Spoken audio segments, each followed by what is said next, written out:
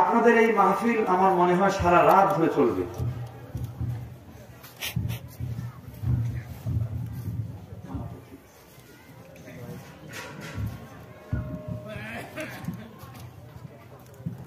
এরকম হাজার লক্ষ মাহফিল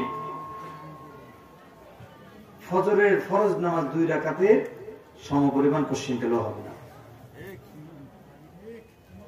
সারা রাত আপনি বয়ান শুনলেন, এলাকার মানুষ সারা রাত ধরে বয়ান শুনল। যে মানুষটা তাহাজ্জুদের নামাজ আদায় করে, এই মানুষটার অভ্যাস হচ্ছে ইশার নামাজের পর আর সে বাহিরে থাকে না, গিয়ে ঘুমিয়ে যায়।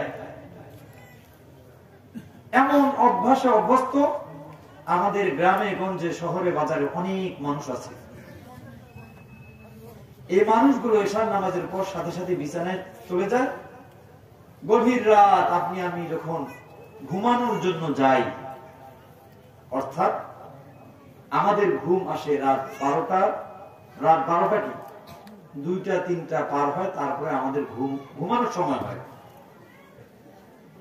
আর এই মানুষগুলো আল্লাহ তাআলাকে রাজি খুশি করার জন্য যে সময়টা মানুষ আরামের ঘুমের মধ্যে লিপ্ত থাকে, ওই সময়টা ওই মানুষগুলো উঠে এই শীতের রাত, কনকনে শীতের রাতে বরফ শীতল ঠান্ডা পানি দিয়ে উযু করে মাওলার দরবারে দাঁড়িয়ে যায়। আচ্ছা বলেন, সারা রাত ধরে যদি এই মাহফিলটা হয়,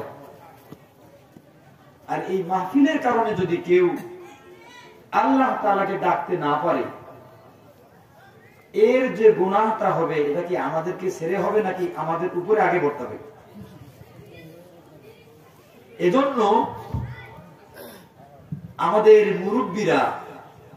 মুরব্বী ওলামায়ে কেরামরা সব সময় তাকিদ দেন যে মাহফিল গুলো মানে রাত 10টা 11টা সর্বোচ্চ 12টা পর্যন্ত যদি চলে তাহলে এটা ঠিক আছে।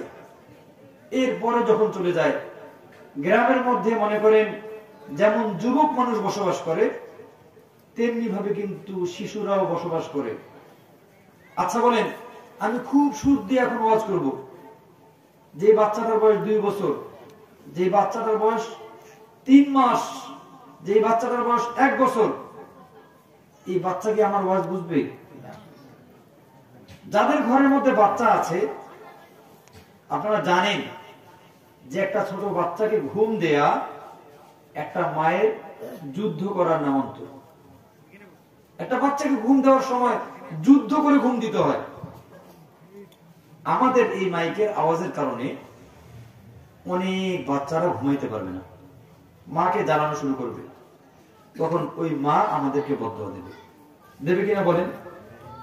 ওয়াজ মাহফিলকে গালাবে, মারার মাইক বাজাচ্ছে রে, যার জন্য মুসল্লি ঘুম বেড়ে বসে না, বলবে কিনা বলেন? আচ্ছা, আমাদের এলাকার মধ্যে আমরা কি সবাই সুস্থ নাকি অসুস্থ অনেক মানুষ আছে না নাই বলেন? আমাদের যখন মাথা ব্যথা হয়, কি হয়? মাথা ব্যথা হয়। এই মাথা যখন ব্যথা করে, কেউ যদি আমাদের পাশে একটু মানে আস্তে আস্তেও কথা বলে, আমাদের মাথার মধ্যে যা তীরের মতো বিধে না, বলেন বেঁধে কিনা?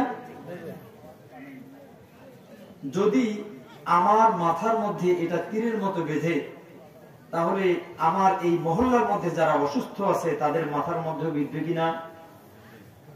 বিধবে। তো যাই হোক, এটা আপনাদের এলাকার সংস্কৃতি হতে পারে, তবে এই সংস্কৃতিগুলো পরিবর্তন করা দরকার।